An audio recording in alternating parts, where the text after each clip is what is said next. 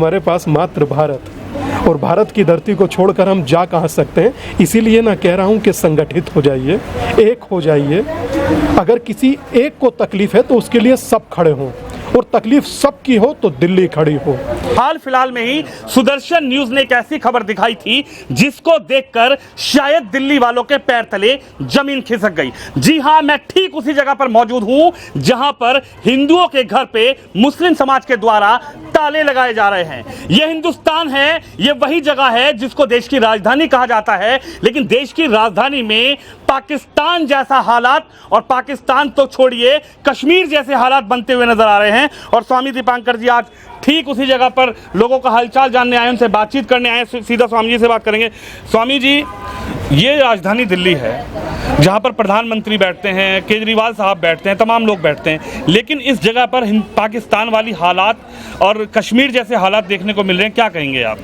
मैं सिर्फ इतना ही कहूँगा कि कुछ लोग कुछ समय के लिए ऐसे हालात क्रिएट कर सकते हैं, मगर यहाँ देवियाँ मात्र माँ बहन बेटी नहीं होती, अनसुईया भी होती हैं और झांसी की रानी भी होती हैं। आज भले ही इनकी आंख में आंसू देखकर मन व्यथित हुआ, दुख हुआ। कल स्टोरी देखी, इसीलिए आज स्वयं से चलकर यहाँ आया। एक तकरीबन 216 दिनों से ये यात्रा कर रहा हूँ कि जातियों में बटा हुआ हिंदू एक हो, जातियों में ना बटे। मगर यहाँ जब हिंदू ही समाज को रोते बिलखते देखा तो अपने आप को रोक नहीं पाया, और यहाँ पर जब आकर देखा तो वाकई ही मन व्यथित भी है, दुखी भी है। जितने भी लोग दिल्ली में रहते हैं, बड़े हो या छोटे हो, साधारण हो, आम हो या खास हो, वर्तमान आकर के बहन बेटी, माँ, बच्चे, इनके दुख में साथ इनके खड़ा होना चाहिए, और ये दुख इनका समाप्त हो उसके लिए पुरुषार्थ करना चाहिए। अगर यहाँ भी हम लोग ही दुखी हुए, यहाँ हम लोग ही व्यथित हुए, तो मुझे लगता है कि फिर दुनिया में हम लोग जाए कहाँ। किसी के पास 57 देश, किसी के पास 100 देश, हमारे पास मात्र भारत, और भारत की धरती को छोड़कर हम जा कहाँ सकते हैं। इसीलिए ना कह रहा हूँ कि संगठित हो जाइए, एक हो जाइए। अगर किसी एक को तकलीफ है तो उसके लिए सब खड़े हों, और तकलीफ सबकी हो तो दिल्ली खड़ी हो। मेरी प्रार्थना है इंद्रप्रस्थ से कि ये उस समय की भी साक्षी रही है जिस समय इस धरती पर योद्धा थे, और आज की भी साक्षी है जो इस तरह के योद्धा आज यहाँ आकर खड़े हो गए। और मेरी प्रार्थना है हर दिल्ली वाले से कि अगर जो आज भी अपने परिवार के साथ, अपने परिवार के दुख में खड़े नहीं हुए, तो मैं समझता हूँ कि हम लोगों को प्रतीक्षा करनी चाहिए अपने साथ किसी अनहोनी की। क्योंकि अगर देश की राजधानी में 300 परिवार रो रहे हैं, क्या कानून इनके लिए नहीं है? इनके लिए भी है। और मैं उम्मीद करता हूं कि जिस कानून से हमें डराकर धमकाया जा रहा है, वही कानून हमारी भी रक्षा करेगा, क्योंकि हम कानून के परे नहीं हैं। हम लोग तो कानून का पालन करने वाले लोग हैं। तो मैं उम्मीद करता हूं कि कानून हम लोगों का साथ देगा।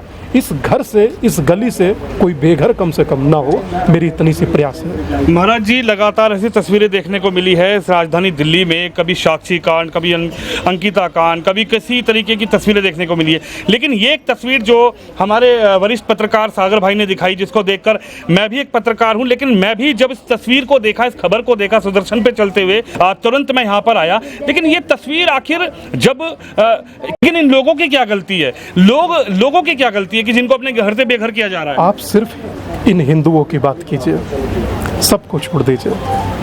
ये है तो ही ना सब हैं, यही ना रहे तो क्या बचेगा? मैं कोई राजनीतिक चर्चा करने यहाँ नहीं आया। मैं अपनी बहन बेटी माँ का दुख बांटने आया हूँ, और मैं उम्मीद करता हूँ कि मैं इनके हर दुख सुख में इनके साथ चट्टान की तरह खड़ा हूँ।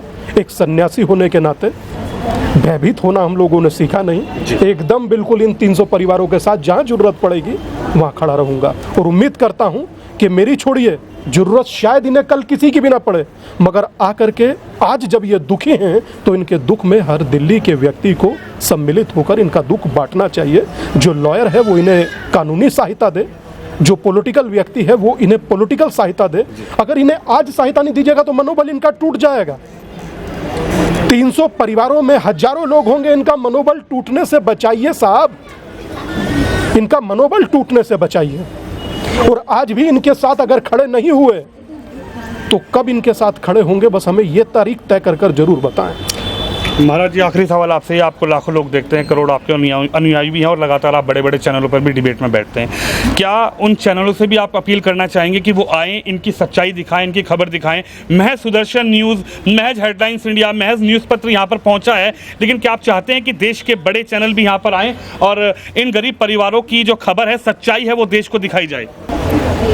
देश के सभी मीडिया संस्थानों से हाथ जोड़कर कहिए तो प्रार्थना करूं, नहीं तो भिक्षा मांगूं कि आकर के कम से कम यहाँ इन लोगों की आवाज़, इन लोगों के आंसुओं को हम लोग देखें और इनकी मदद करें। हम लोग खबर ना दिखाते हैं, अगर हम ही खबर से बेखबर रहे और अपने ही हमारे टूट गए तो फिर कैसा खबर और कैसा सब कुछ। तो मेरी ये प्रार्थना आप सभी लोग स्वीकार करें, हर मीडिया संस्थान स्वीकार करें और यहाँ आए।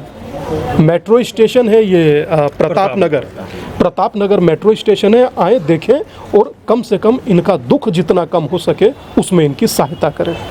नमस्ते।